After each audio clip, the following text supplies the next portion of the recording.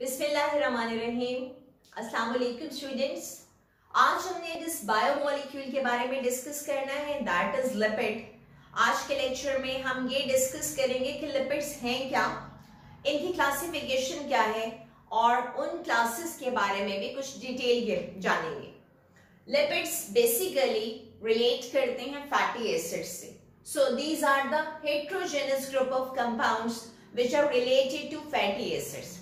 अब बात ये कि हेट्रोजेनस क्यों है, रिलेट तो कर रहे हैं फैटी एसिड से। हेट्रोजेनस का मतलब ये है कि अभी जब हम डिफरेंट टाइप की क्लासेस को स्टडी करेंगे तो हम देखेंगे कि कुछ क्लासेस ऐसी हैं जिनमें कि फैटी एसिड्स तो प्रेजेंट हैं, लेकिन कुछ क्लासेस ऐसी भी होंगी जिनमें फैटी एसिड्स प्रेजेंट नहीं होंगे। इसी तरह से इन लिपिड्स के अंदर फैटी एसिड्स के अलावा कुछ और डिफरेंट कंपोनेंट्स या एलिमेंट्स भी प्रेजेंट हैं, क्योंकि इसके अंदर बहुत ज्यादा डाइवर्सिटी है। That is why this is known as the heterogeneous group of compounds which are related to fatty acid.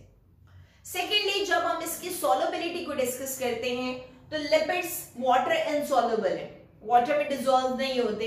इनको डिसॉल्व करने के लिए हमें यूज करना पड़ता है ऑर्गेनिक सॉल्वेंट्स को, जैसे कि अल्कोहल, ईथर, बेंजीन। ये डिफरेंट टाइप के ऑर्गेनिक सॉल्वेंट्स हैं जिनके अंदर लिपिड्स इजीली डिसॉल्व हो जाते हैं।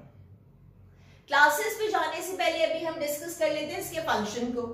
तो देखिए बच्चों, सबसे इंपॉर्टेंट फंक्शन तो लिपिड का ये है कि सेल मेम्ब्रेन का इंपॉर्टेंट कंपोनेंट है, इंपॉर्टेंट पार्ट लिपिड है।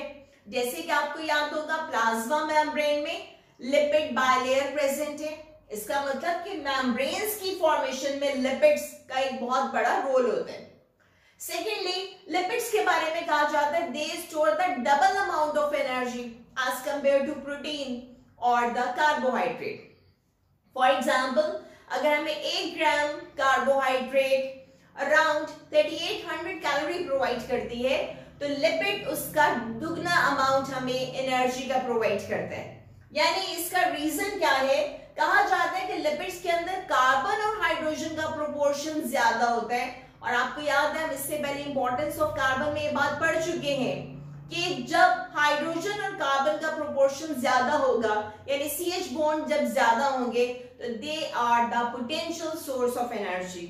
और लिपिड्स के अंदर कार्बन और हाइड्रोजन का प्रोपोर्शन किसके मुकाबले में ज्यादा होता है? कार्बोहाइड्रेट के मुकाबले में। इसीलिए ये कार्बोहाइड्रेट से double amount of energy provide करते हैं।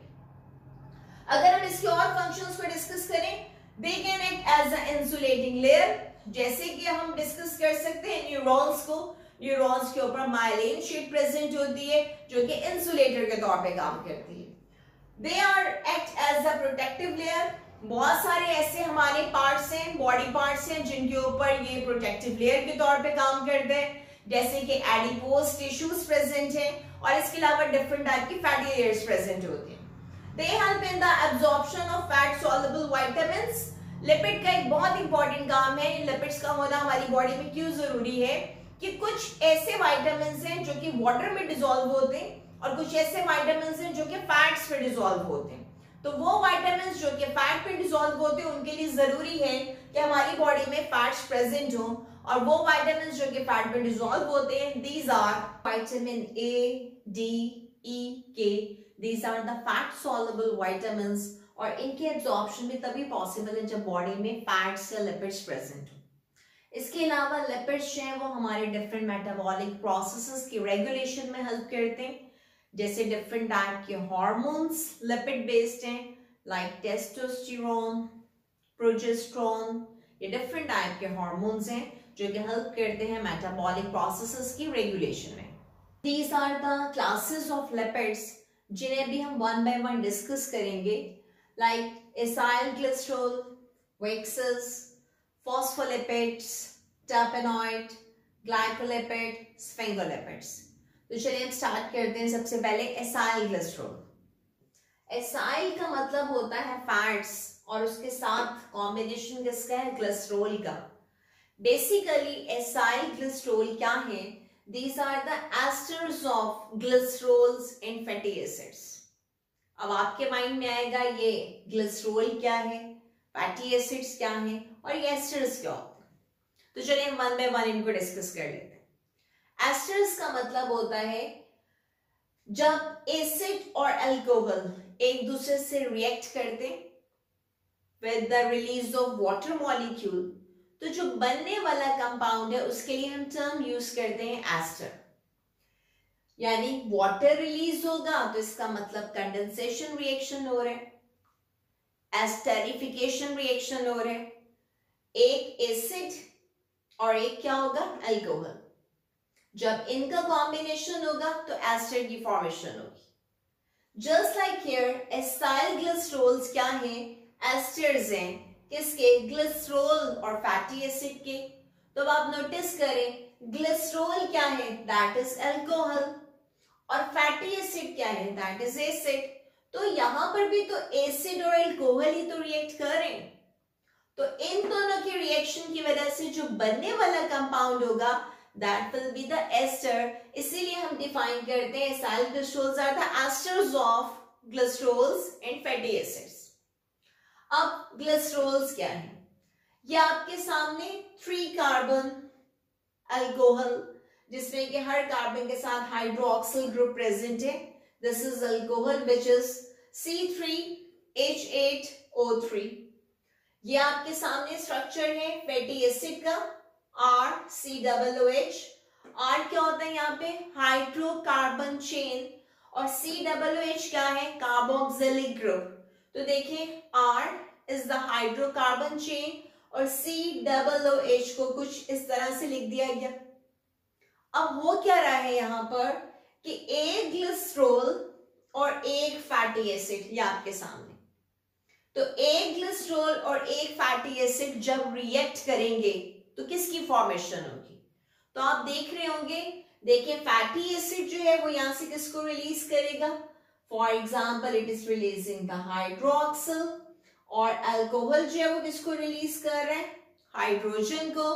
तो ये H2O यहां से रिलीज हो रहा है, यानी कि वाटर मॉलिक्यूल का रिलीज हो रहा है, और रिएक्शन किसके दरमियान में हो रहा है, the one is acid and the other one is alcohol।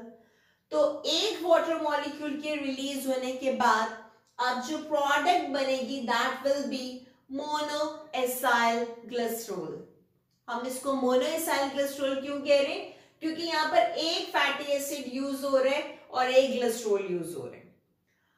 अभी आप देख रहे हैं ग्लिसरोल फैटी एसिड जब रिएक्ट करते हैं तो फॉर्मेशन किसकी करते हैं, एसाइल ग्लिसरोल की, और साथ ही क्या रिलीज होता है, वाटर मॉलिक्यूल।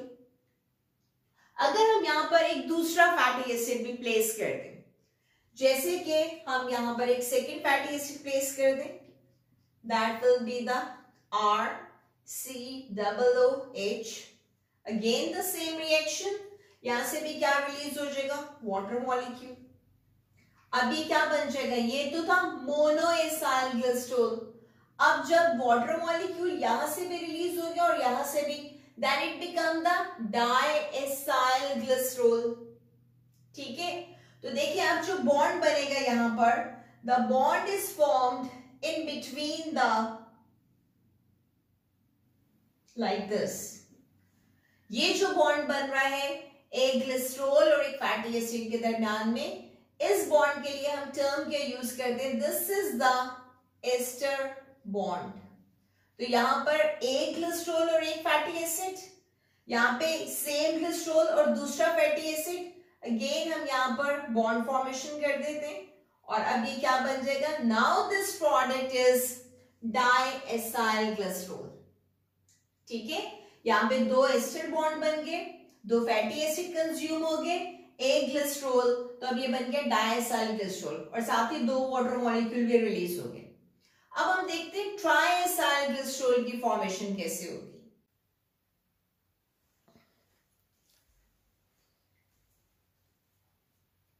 ट्राइएसाइल ग्लिसरोल के लिए देखें एक ग्लिसरोल और कितने फैटी एसिड्स रिक्वायर्ड है, 1 2 3। अभी हमने मोनोएसाइल ग्लिसरोल डिस्कस किया था, डाइएसाइल ग्लिसरोल डिस्कस किया था, अब हम फॉर्मेशन कर रहे हैं ट्राइएसाइल ग्लिसरोल की। ग्लिसरोल तो एक ही यूज हो रहा है, लेकिन अब हम कितने फैटी एसिड्स यूज करेंगे, 3 fatty acids. Again the same criteria, यहां से क्या होगा, वाटर मॉलिक्यूल, एक वाटर मॉलिक्यूल रिलीज हुआ, सेकेंड और थर्ड 3 वाटर मॉलिक्यूल रिलीज हो गए। बॉन्ड फॉर्म हो गया किसके दरमियान में, यहां से जब ये रिलीज हो गया तो C और O के दरमियान में ये जो बॉन्ड फॉर्म हुआ है इसके लिए हम टर्म यूज करते हैं एस्टर बॉन्ड। ये जो बनने वाला प्रोडक्ट है इसके लिए हम टर्म यूज करेंगे triacylglycerol. Why we are saying it triacylglycerol, क्योंकि इसमें 3 फैटी एसिड्स यूज हुए। और हम इसके लिए कौन टर्म भी यूज करते हैं, न्यूट्रल लिपिड, क्योंकि ग्लिसरॉल के जितने हाइड्रोक्सिल थे सब कंज्यूम हो गए, अब ये फर्दर रिएक्ट नहीं कर सकता। That is why now it become the neutral lipid. और साथ ही रिलीज कितने वाटर मॉलिक्यूल्स का हो गया, these are the 3 water molecule. तो क्लास आई थिंक अब आपके सामने ये जो फॉर्मेशन हुई है ट्राई एसाइल ग्लिसरॉल की, ये काफी हद तक क्लियर हो गई होगी। पहले हमने बनाया मोनो एसाइल ग्लिसरॉल, फिर हमने बात की थी डाई एसाइल ग्लिसरॉल की, और अभी हमने डिस्कस किया ट्राई एसाइल ग्लिसरॉल।